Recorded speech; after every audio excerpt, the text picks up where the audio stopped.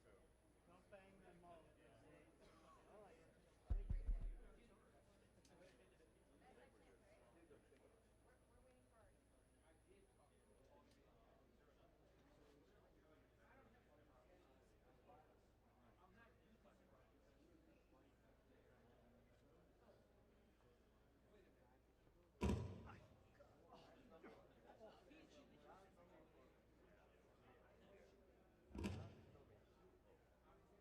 Dude, do you want me to hold the? I'm not even standing on it.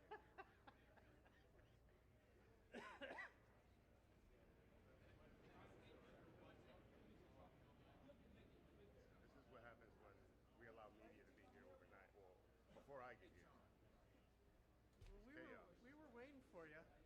Well, that's the problem. You shouldn't be waiting on me. I should be waiting on you. Right? Well, as long as you're staging it, we appreciate the accoutrement. I understand. As long as we get through it. No, my cul-de-sac. Stop.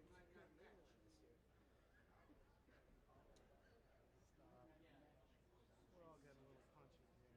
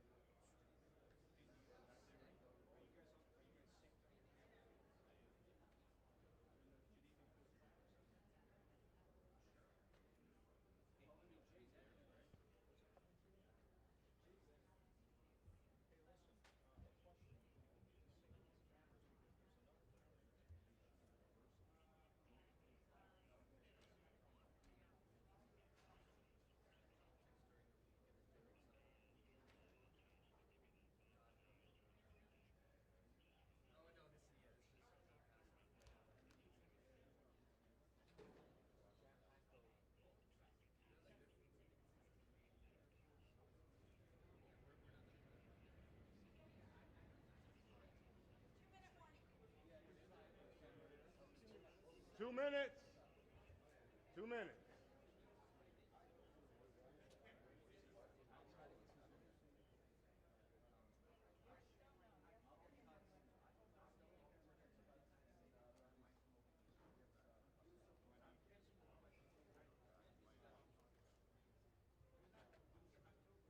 Do you want me to take this microphone off? You know what? Leave it, because I don't have what's for shouting. Okay.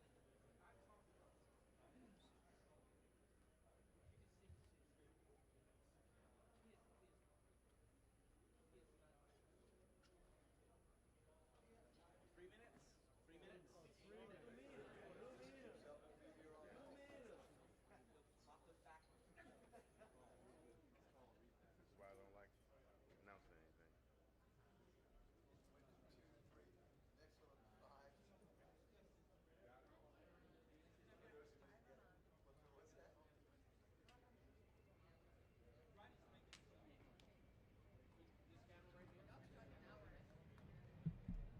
Thanks for coming.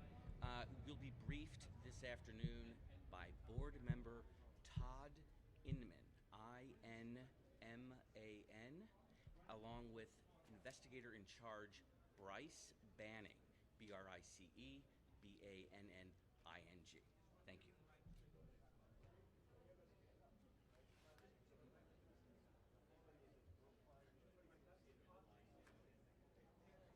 You need the spelling? Bryce Banning, B-R-I-C-E, B-A-N-N-I-N-G.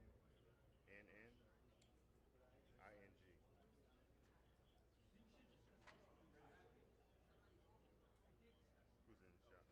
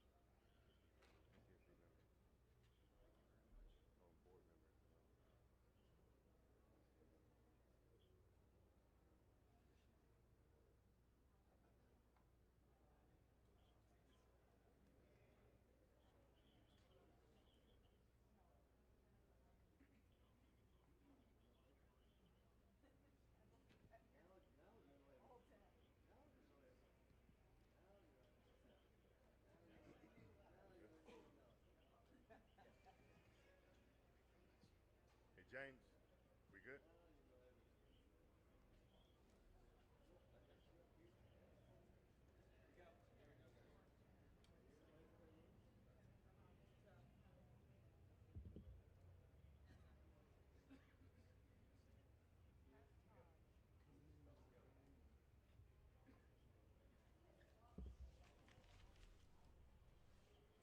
Bryce.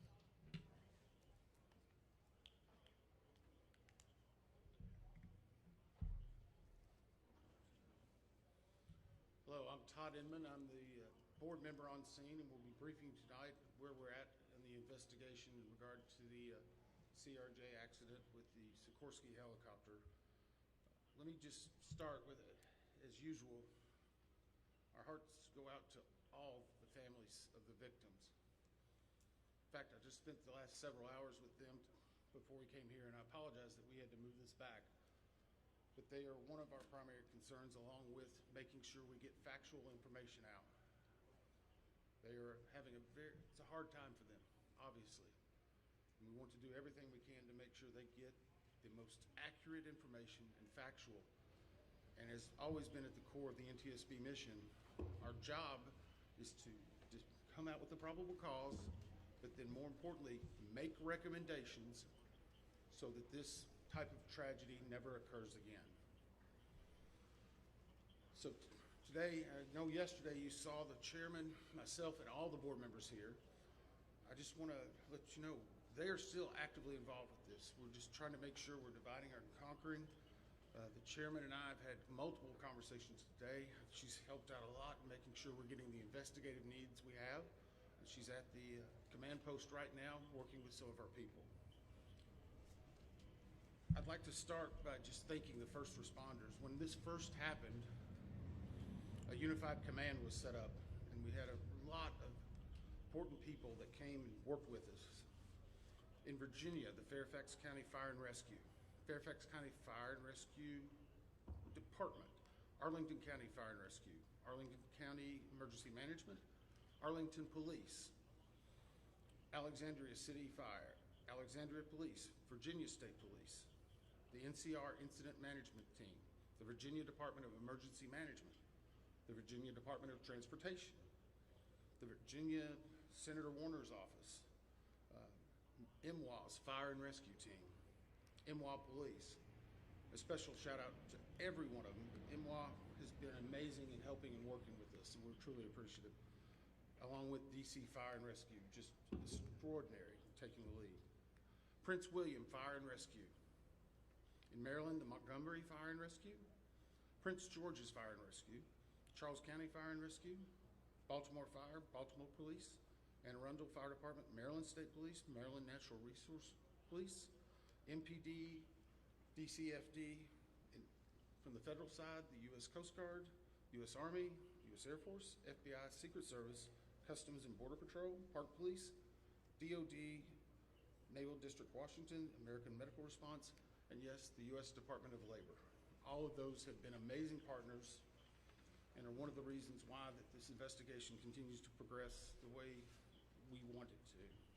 As I said, we did family briefings last night, and today there are over 100 family members that are now in the area receiving briefings, and as part of the legislative requirement, receiving family assistance. They have been briefed by the medical examiner, the fire chief, NTSB chairman, and myself, along with the family assistant unit from PSA Airlines. In regard to NTSB staff, all staff are now on scene that have been requested, and I want to point out one specific staff member because we're doing a joint NTSB and DOD investigation. The NTSB actually has a Black Hawk certified pilot on staff, on our personal staff, based out of Alaska.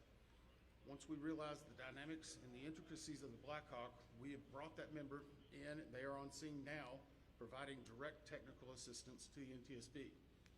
Now, it does not mean that the DOD is not working and helping with us, but in order to maintain our independence, we have our own Black Hawk certified pilot in the working group for helicopters. Regarding Salvage at this point, the Navy supervisor of Salvage is conducting salvage operations at the current time. Barges are en route from Virginia Beach, and we anticipate them to be on scene early tomorrow morning. After their arrival, they will be secured and located, and then significant salvage operations will continue. They are ongoing right now, but this will be the main lifting. It's being done in conjunction with the DC Medical Examiner's Office in order to make sure simultaneously that any additional victims are recovered and immediately turned over to them for identification and returned to their families. SupSalv, which is the supervisor of salvage, is also conducting a debris mapping right now. This will help in our post-accident analysis of how the machine actually reacted to the incident. It'll also help us with understanding some of the airworthiness and crashworthiness and human factors. We have right now 2 distinct debris fields. One that houses the Sikorsky, which is in comparison to the CRJ, a little bit smaller. The CRJ is in another distinct area, and we consider a little bit larger. The good news is, based upon the initial mapping, while there are some small aspects of that debris field, there are large chunks that will be easily recoverable, and it will aid in the investigation when we bring it into the secured facility that will be located here on MWA.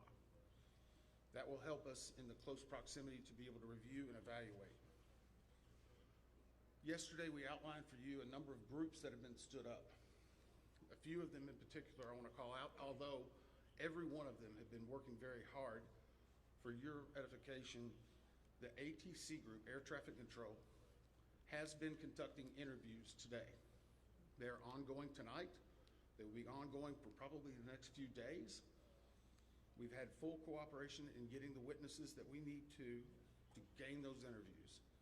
We will then take that information and match it with other data that we're receiving, and if necessary, conduct follow-up interviews at a later time. Our operations group now has on site an exemplar airplane similar to the CRJ 700. It's on a hard stand here at MWA. They will use that to evaluate cockpit configuration, seating, things like that. So whenever the salvage comes up, we're able to use an exemplary aircraft to match it against examples such as where maybe switches are, navigational aids, electronics. It is almost the exact same configuration as the incident aircraft. I want to clarify one thing. There's been a lot of questions and discussion regarding manifest. Let me make this very clear. The NTSB will not and has not released a manifest. We have not in our history, not in our past. We will not be in this accident. In fact, there's specific congressional language that whenever it is in our possession, it is not available through the Freedom of Information Act. It will not be included in our report. We will not be putting any names of any of the victims. Any release of that information will come from other individuals or groups. Regarding the reporters, as many of you saw last night, we recovered from the CRJ 2 separate recorders.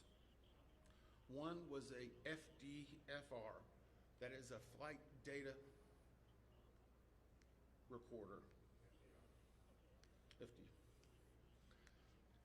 That was actually in what we consider good condition.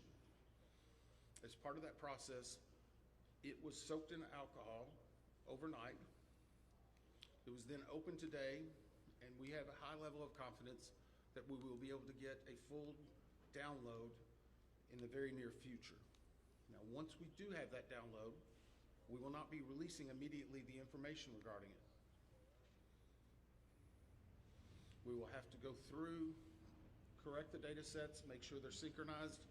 This has approximately up to possibly 2,000 data points. Is that right, Russ? So all of that has to be synchronized and looked at. It's a very laborious practice. It takes a lot of time. Regarding the CRJ's cockpit voice recorder, once it was recovered and opened, we found that it had water intrusion. That is not uncommon. It is not an unusual event for us to receive a recorder with water intrusion. We deal with that all the time. Our recorders division is one of the best in the country, in the world actually, and we have recorders sent everywhere, so there's a step.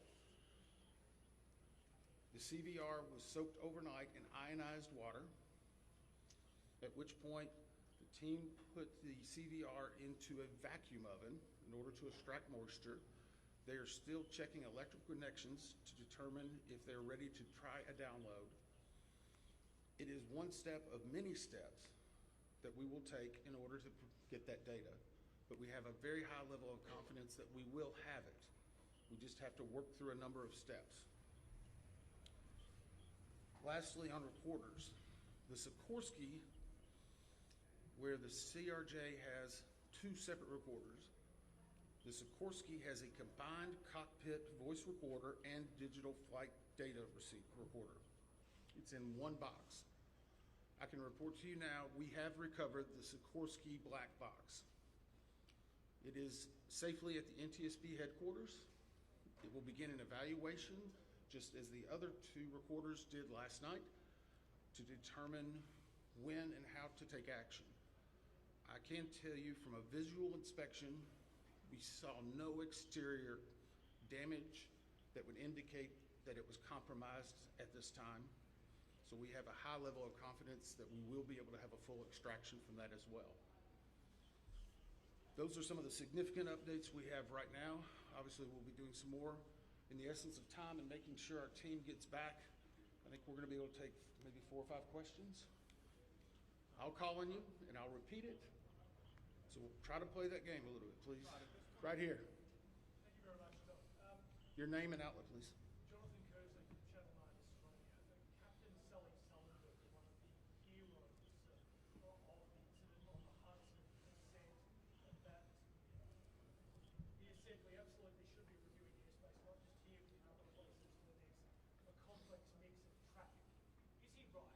Is there time for a permanent shift in DC and across the country to keep airspace safe and separate between military and civilian aircraft? So the question for those watching, is it this time now for us to possibly deconflict or change some of the airspace where military aircraft operate with commercial aircraft? I can't give you a definitive answer on that. What I can say is in this incident, it should not have happened. We have in aviation what's called a Swiss cheese approach, wherein if something fails, a backup should catch it. Multiple layers of redundancy. It's been a very long time since we've had a major aviation incident in the United States, and that's the reason why it's one of the safest forms of transportation in the country. But the only way they do that is by investigating what happens now and then making recommendations in the future. Again, the NTSB has done 100,000 aviation investigations. We've issued 15,000 recommendations. Over 84% have been accepted. Once this investigative report comes out, we will be advocating probably for years for changes that need to be made, but we'll not speculate on what needs to be done until we have the facts. Right, is there anything obvious? Hey, I'll call on people. Sorry. Member Emmett Gates, members of the Reuters. Can you talk about how long you think it will take to recover the debris, how long you plan to be on site, and have you got any early data yet off the ATC tapes? I think that was 3 or 4 together. How long the debris will take, how long we'll be on site, and have we gotten any information off of the air traffic control tapes. The debris, we are hopeful once the mapping is done that it will be done in what I will call quick order. I can make no guarantees of that because first and foremost, we need to make every effort and to make sure we're recovering every one of the people that perished in this accident. We'll have some cranes that'll be coming up, and once that happens, you'll see a lot more activity, and we'll be moving that in, but I don't want to give you a definitive time. I would say it will start in earnest probably on Sunday, and it will go through next week, and some of that's contingent upon weather and other things. Regarding the ATC tapes, we've received a a lot of different information on ATC, and so I'm just going to preempt it. Off-the-shelf software programs are not always as accurate as the data we specifically get from ADSB, from the black boxes. All of that are factors that come into our investigation. So we will not speculate about ATC tapes that you may have heard and seen online or snippets. We are getting the full cooperation that we need to be able to make an accurate assessment and to make sure what we are saying is factual and that it will help and aid in the entire investigation. You?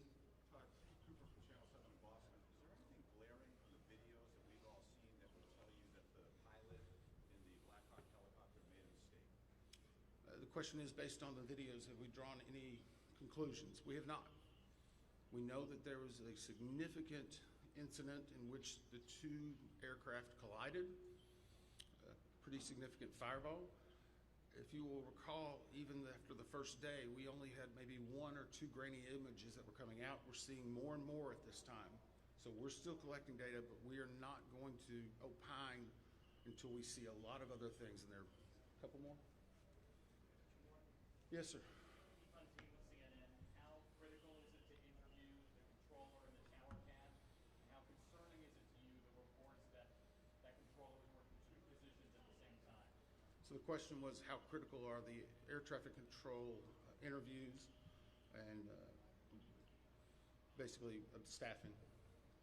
So air traffic control interviews are critical. That's the reason why there's a process in place. That began immediately after the accident. It was preservation of that evidence. It was immediately taking down notes, getting logs, all that information. We will go back and look at any air traffic controller that was involved in this. We'll go back and look at their past probably 72 hours, even 2 or 3 weeks. We'll look at their training, their hiring, everything, what they probably ate that day. But it is not one point that tells us everything. It's layered into a lot of other information that's very critical. Regarding staffing, the FAA has had a very robust plan in looking at staffing. Obviously, we'll be looking at not only staffing that day, but progressively staffing. How many people, what job functions they were doing. Were they being combined? Were they not? What was the weather outside? What was the number of landings? I recall back during COVID, 1 runway was being used. Runway 1, that was the only one. 33, as traffic came back, started being opened up. So we would look at changes in traffic patterns, construction at the airport, all of that. It all paints a very big picture. Can I just follow up on that? Who are you? Sorry. Oh, sorry, Rio with AP. Have investigators interviewed air traffic controllers at this point? The question is, have we interviewed air traffic controllers? Yes. I think I started with. Were they working at the time? Sorry. They were working at the time? I'm sorry, the clarification. Was it an air traffic controller that was working at the time of the accident? Yes. Yes. Now, I'm not going to speculate. Sorry. Nope, sorry. I'm not going to speculate. The next question is, was there 1, 2, 3? I don't have the answer for that right now. I know that the controller that was working at the time has been interviewed, and his interviews are ongoing throughout the day. Yes, ma'am. Last one.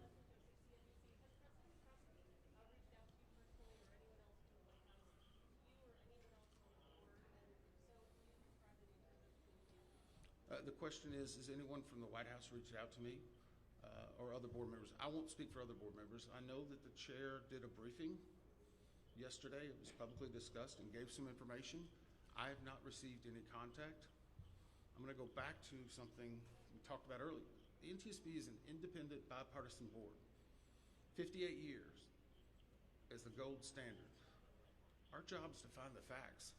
But more importantly, our job is to make sure this tragedy doesn't happen again, regardless of what anyone may be saying. Our investigators never want to see this happen again, and I never want to have to go back and brief another set of family like that. Thank you.